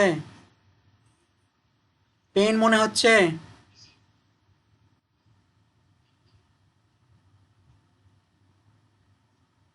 আসলে আমার কথা কি বুঝতে পারতেছেন সবাই?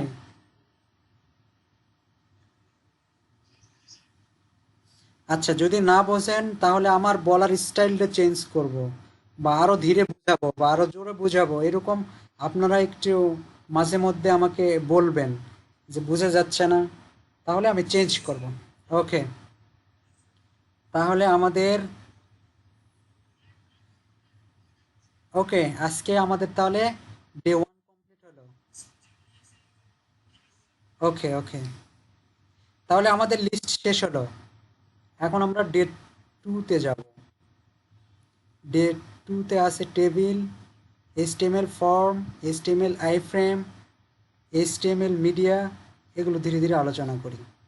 আজকে এতগুলো দিলে হয়তো পারবেন না, আমরা আজকে এই তিনটা নিয়ে আলোচনা করব: HTML, table, form and iframe নিয়ে আলোচনা করব। তার আগে 15 মিনিট বিরতি। ওকে, আপনারা এখান থেকে বের হয়ে যেতে পারেন, এখানেও থাকতে পারেন, তবে 15 মিনিট একটু রেস্ট।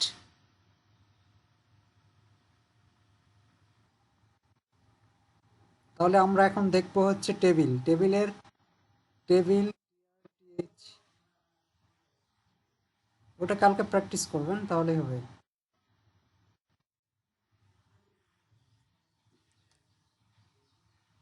ভিডিও দেখে প্র্যাকটিস করবেন, হ্যাঁ। যেহেতু আমাদের দুইটা ক্লাস, হ্যাঁ দুইটা ক্লাস অ্যাড করা হচ্ছে, তো সেহেতু একটু বেশি ক্লাস করতে হবে। হ্যাঁ, আমরা এই কয়টা জিনিস দেখি, একটু ভালো করে লক্ষ্য করেন। টেবিল দেখবো, টেবিল আমরা বুঝি, টেবিলটা কি?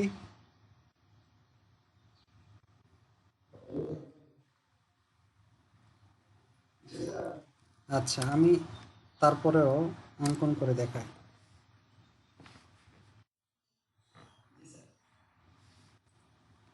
দেখতে পাচ্ছেন?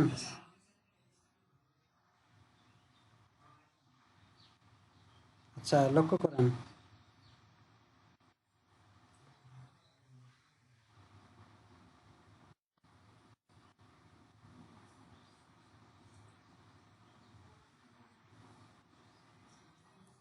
প্লিজ এখন কোনো আননেসেসারি কথা বলা যাবে না। হ্যালো, সবাই মিউট করেন, মিউট করেন।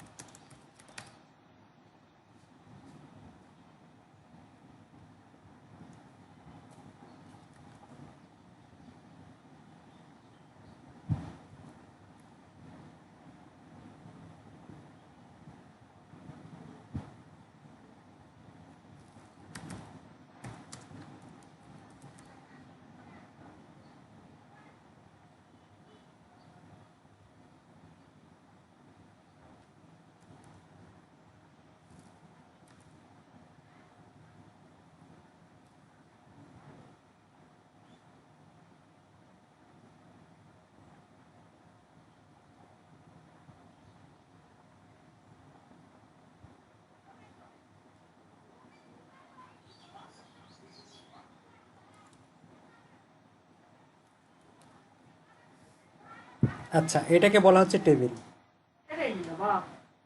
হ্যাঁ, আচ্ছা, এটাকে বলা হচ্ছে টেবিল। এটাকে ফুল বলা হচ্ছে তাহলে।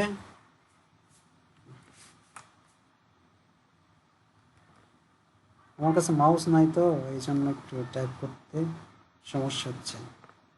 এটাকে বলা হচ্ছে টেবিল।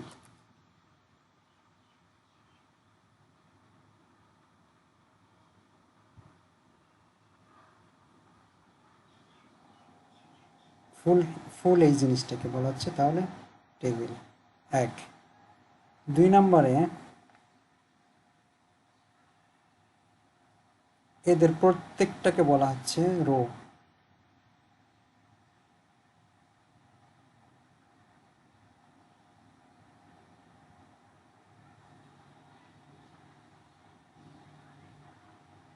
এগুলোকে বলা হচ্ছে রো।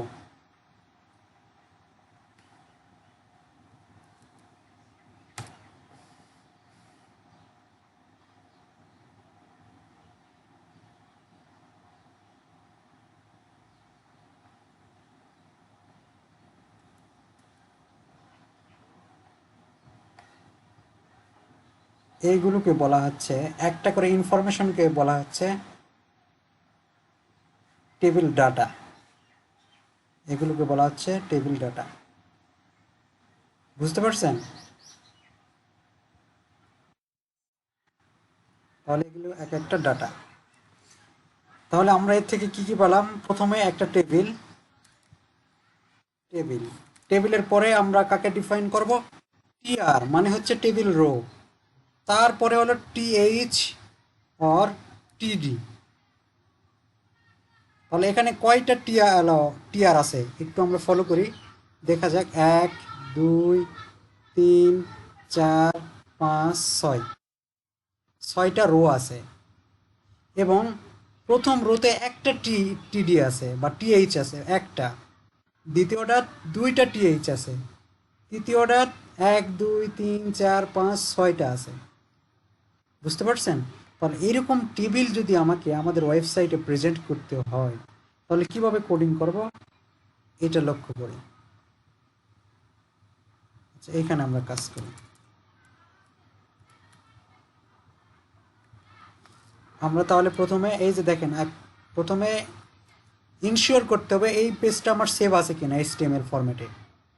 তারপরে আপনি লেস দেন দেওয়ার পরে আপনি লেখেন, যেটা লিখবেন সেটা সাজেস্ট করবে। যেমন টেবিল আমি চাচ্ছি, এই যে টেবিল চলে আসছে, টেবিল নিলাম।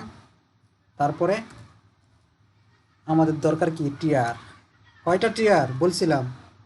1, 2, 3, 4, 5, একটা টিআর। তাহলে আমরা 6টা টিআর নিব। 1, 2, 3, 4, 5, 6।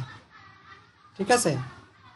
প্রথম টিআরে কয়টা টিডি আছে বা টিএইচ আছে? একটা টিএইচ আছে।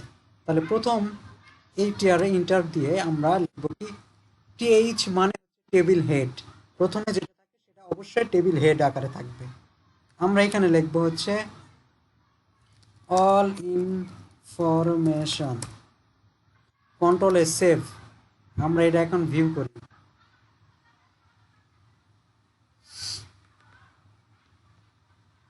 নিচে আসছে এই যে দেখেন অল ইনফরমেশন, কিন্তু টেবিলের স্ট্রাকচার নিয়ে আসে নাই। আচ্ছা, এটাকে আমরা একটু সেন্টারে আনি, তাই না? এটাকে আমরা একটু সেন্টারে আনি। এই সেন্টারে আনার জন্য আমরা টেবিলের একটা অ্যাট্রিবিউট অ্যাড করব, সেটা হচ্ছে অ্যালাইন। Align centre. তাহলে দেখেন এই যে সেন্টারে চলে আসছে। আর নিচে একটু স্পেস দেই, তাহলে বুঝতে সুবিধা হবে।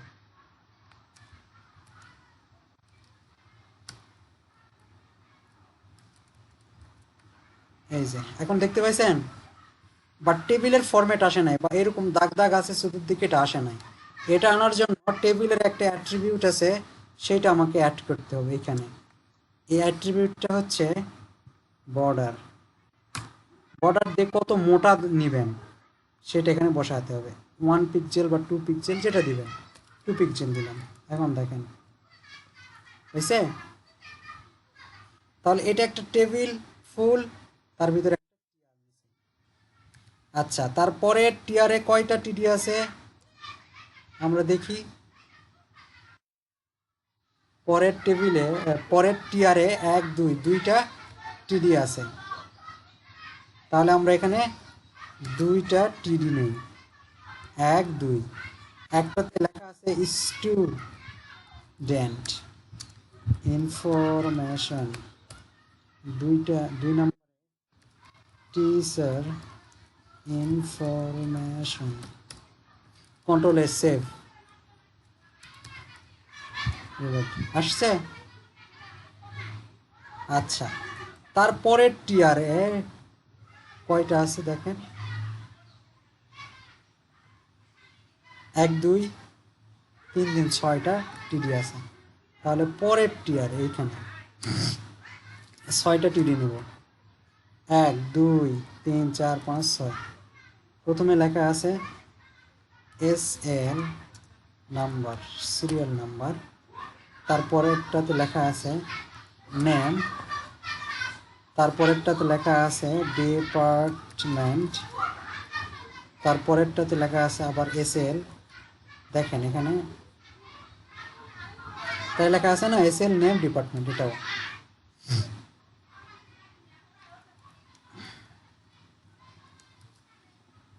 এখন কন্ট্রোলে সেভ দিলাম, আমরা রিলোড দিই। আসছে।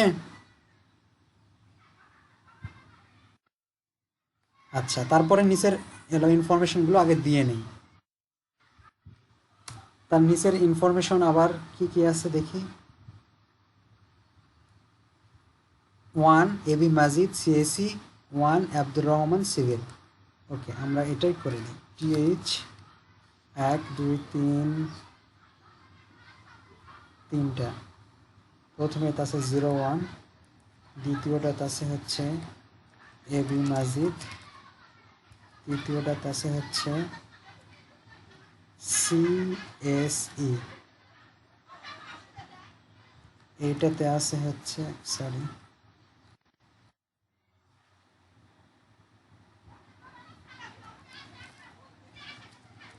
CSE, এটাতে ছিল সিভিল, এটাতে আব্দুর রহমান। Control save. আসছে এরকম, এখন হয়েছে। লাগবে আমি আপাতত নিয়ে নেই আরো কিছু ইনফরমেশন। 1 2 3 দেখেন চলে আসছে। এখন মূল বিষয় হচ্ছে, দেখেন আমাদের টেবিলে যদি আমরা লক্ষ্য করি যে এই স্টুডেন্টটা কয়টা টিডি মিলে আছে, 1 2 3 তিনটা টিডি মিলে আছে। টিচার্স এই টিডিটা কয়টা টিডি মিলে আছে, 1 2 3, মানে তিনটা টিডির উপরে আছে, এই তিনটা টিডির উপরে আছে, ঠিক কিনা? কোন টিডিটা? এই টিচার স্টুডেন্ট ইনফরমেশন, এই টিডিটা হচ্ছে তিনটা, 1 2 3, এই তিনটার উপরে থাকবে কে, স্টুডেন্ট।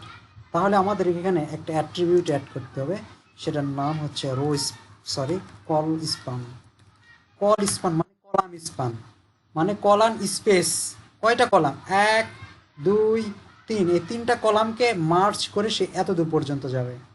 তাই আমরা এখানে দিব 3। Control save. হয়েছে? তিনটা কলামের উপরে আছে, এও তিনটা কলামের উপরে আছে, থাকবে। তাহলে এখানেও কল স্পান কত দিব, কল স্পান 3। এখন হয়েছে? এবং এইটা তাহলে কয়টা কলামের উপরে আছে, এটা 6টা কলামের উপরে আছে। এই জন্য আমরা এইটাতে কল স্পান দেব 6। ক্লিয়ার? বুঝতে পারছেন? হ্যালো, বুঝতে পারছেন?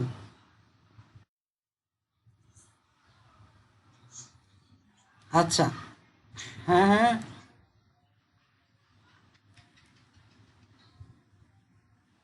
আচ্ছা, তাহলে আগের অবস্থায় যাই। আমাদের নর্মাল কাজটা ছিল এইরকম আমরা করলাম, তাই না? এটা তো বুঝতে পারছেন? এইটা কি সবাই বুঝতে পারছেন? আচ্ছা, এখন আমরা আমাদের পিকচারে দেখি। দেখেন, এই স্টুডেন্ট ইনফরমেশনটা কয়টা কলামের উপরে আছে? এক, দুই, তিনটা কলামের উপরে আছে, তাই না? তার মানে তিনটা কলাম জুড়ে স্টুডেন্ট ইনফরমেশন এই লেখাটা আছে, ঠিক কি না? বাট আমরা ভিউ করছি একটার উপর আছে, তাহলে একে সরে এই পর্যন্ত আনতে হবে। এই যে কলামগুলো মার্জ করে একে আমরা তিনটার উপরে আনবো, এইটা করার জন্য টিডিকে করব এই স্টুডেন্ট ইনফরমেশন যে টিডির উপর মধ্যে আছে সেটা, তাহলে স্টুডেন্ট ইনফরমেশন এই টিডিটা। তাহলে কলামকে মার্জ করার জন্য কল স্পান লিখবো, এখানে 3 দিব, তাহলে কি হবে? তাহলে দেখেন এই যে তিনটার উপরে চলে আসলো। হ্যাঁ, আবার এটাও তিনটা, তাই না? তাহলে এখানেও আমরা কি দিব? কল স্পান দেব, কল স্পান 3। দেখেন, ওকে হয়েছে। এখন দেখেন এইটা কিন্তু একটা কলামের উপর আছে, তাহলে এই অল ইনফরমেশনটা সব কলামের উপর থাকবে। তাহলে কয়টা, সমস্ত কলাম কয়টা? এক, দুই, তিন, চার, পাঁচ। তাহলে এর কল স্পান কয়টা হবে বলেন? Call span 6, 6। হ্যাঁ, 6টা দিলে এই যে হয়ে গেল। বুঝতে পারছেন এখন?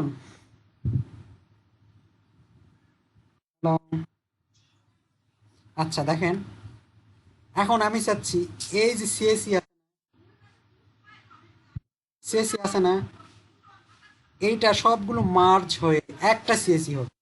কারণ এখানে যতগুলো ব্যক্তি আছে সবগুলো সিএসি, তো আমি চাচ্ছি এই রো গুলো মার্জ হবে এইদিকে, এখন মার্জ হবে এইদিকে না, এইদিকে মার্জ হয়ে একটা সিএসি হবে। যেমন আমি একটা টেবিল ড্র করছি, এই যে দেখেন এখানে subject CMT fundamental math programming, এই জায়গায় একটা কি হয়েছে? স্পেস হয়েছে। তাহলে এরকম যদি আমি করতে চাই তাহলে কি করতে হবে দেখেন,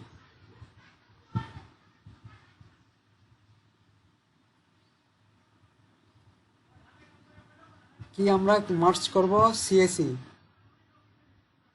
সিএসি কই গেল? সিএসি, এই যে সিএসি, তাই না? একটা সিএসি রাখবো, এই সিএসি বাদ দিয়ে দিব, এই সিএসিও দরকার নাই। কয়টা হলো বাদ? দুইটা। এটাও আমাদের দরকার নাই। কয়টা হলো? তিনটা। আর উপরে একটা আছে, তাহলে চারটা। এখন এইখানে আমরা লিখবো, আগে কলাম স্পান করার জন্য কলাম দিছিলাম, এখন এখানে রো স্পান করব, রো, রো 4। এখন দেখেন হয়েছে। আগে আমি কলাম স্পান করার জন্য কল স্পান লিখছি, এখন রো আমরা মার্চ করতেছি, রো। তাহলে রো করলাম। কোনো কোশ্চেন আছে? হ্যালো, আমি কি আবার তৈরি করে দেখাবো?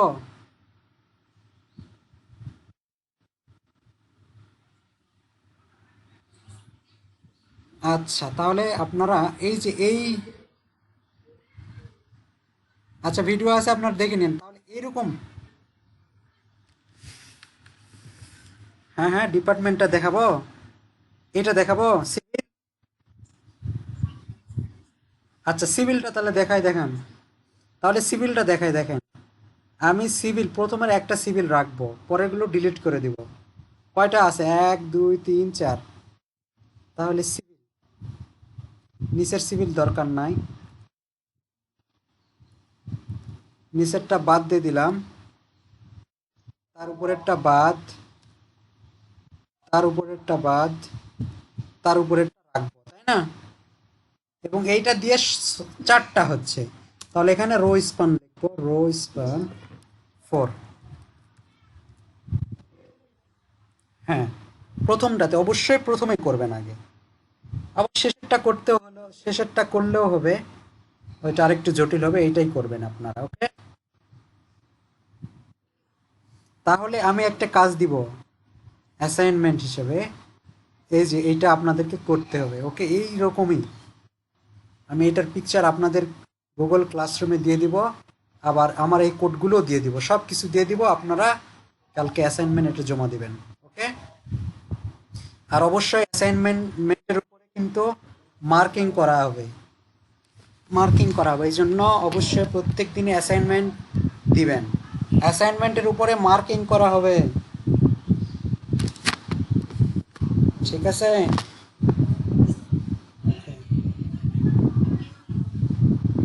আচ্ছা আচ্ছা, এটা শেষ আমাদের, টেবিল শেষ, রো স্প্যান, বর্ডার, বর্ডার তো আমরা দেখালাম তাই না, বর্ডার অ্যাট্রিবিউট দেখলাম না আমরা, বর্ডার এখানে 2 পিক্সেল করে দিছি,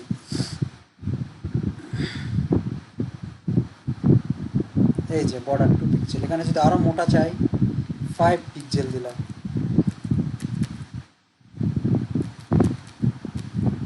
এমনি এরকম আছে, আমি 5 পিক্সেল দেওয়ার পরে দেখেন আরো মোটা হয়ে গেল, ঠিক আছে?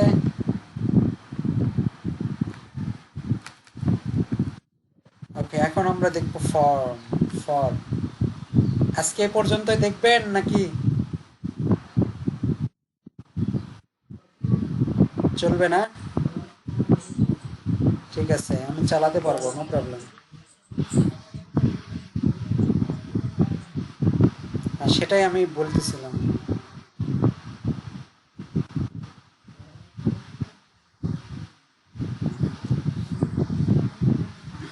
এখানে আরো অনেক জটিল, না না, সেই প্রথম অবস্থায় এত বেশি দিলে একবারে, ঠিক আছে শোনেন, ওকে ওকে ওকে, স্টপ প্লিজ, সাইলেন্ট। ঠিক আছে ঠিক আছে ঠিক আছে, বুঝতে পারছি, আমি ওই জন্যই কথাটা বললাম, ঠিক আছে? আর দিব কিন্তু, এখন আপনারা যতটুকু শেখানো হয়েছে অবশ্যই পারফেক্ট ভাবে প্র্যাকটিস করতে হবে, এবং এই জিনিসগুলো আমি এলোমেলো শিখাইছি, আপনারা গুছাবেন, বাস্তব ওয়াইজ এখানে কিছু ইনফরমেশন অ্যাড করবেন, অ্যাড করে কিভাবে সুন্দর করা যায় সেই চেষ্টাটা আপনারা করবেন। ওকে ওকে, আপনাদের আর কোনো গুগল ক্লাসরুমে যাবেন, ওকে দেখেন, আচ্ছা আচ্ছা আমি দেখাচ্ছি, ওয়েট।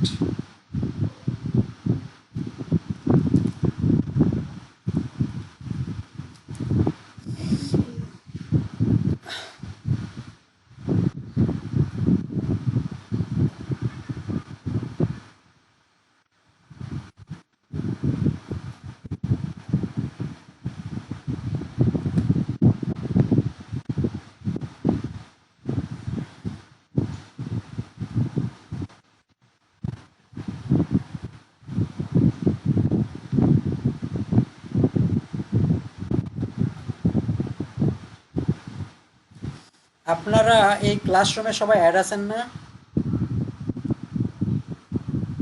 সবাই অ্যাড আছেন? আচ্ছা, এইখানে কি করবেন দেখেন, আমি এই গুগল ক্লাসরুমে অ্যাড আছেন,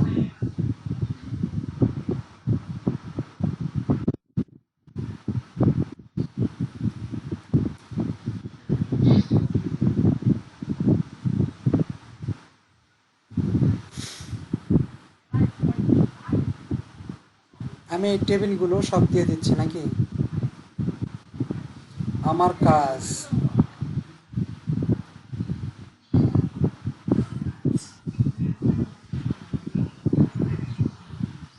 না এই যে আমি টেবিল তৈরি করার জন্য দিয়ে দিচ্ছি, সবচাইতে জটিল টেবিল, হ্যাঁ এই টেবিলটা তৈরি করব, হ্যাঁ আমি এই টেবিলটা দিচ্ছি, এই যে আমার এই কোডিংয়ের ভিতর যেটা আছে সেটা দিচ্ছি, এবং এখানে আমার ইমেজ ব্যবহার করছি সেটাও দিব,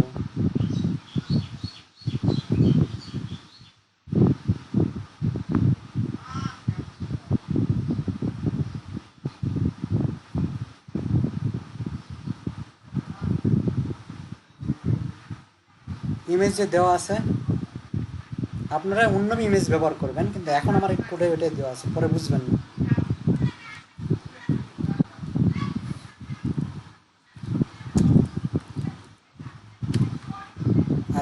তারপরে এটাকে জিপ করে নেবেন, এইটাকে জিপ করে নেবেন, সেন্ড কম্প্রেসড। এই দেখেন, এই যে হয়েছে, তাই না? এইটাকে এখন গুগল ক্লাসরুমে আপলোড দিয়ে দিবেন। এই যে এখানে আমি লিখলাম দিস ইজ ফার্স্ট ওয়ার্ক। তারপরে দেখেন অ্যাড ফাইল করবেন, করার পরে এখানে ফাইলে ক্লিক করবেন। তারপরে এখানে select from your device click করলে আপনার কোথায় আছে সেটা পার্টটা দেখে দেন। যেমন আমার কাছ আমার ক্লাসটা আছে হচ্ছে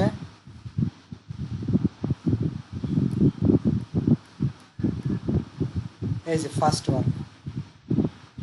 তারপরে এখানে আপলোডে ক্লিক করবেন, আপলোড হয়ে গেল। এখন এখানে পোস্ট করে দিবেন, পোস্ট করলে দেখেন ঠিক আছে।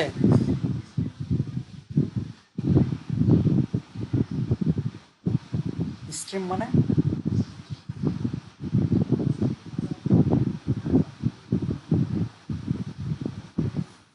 স্ট্রিমেই করবেন, স্ট্রিম।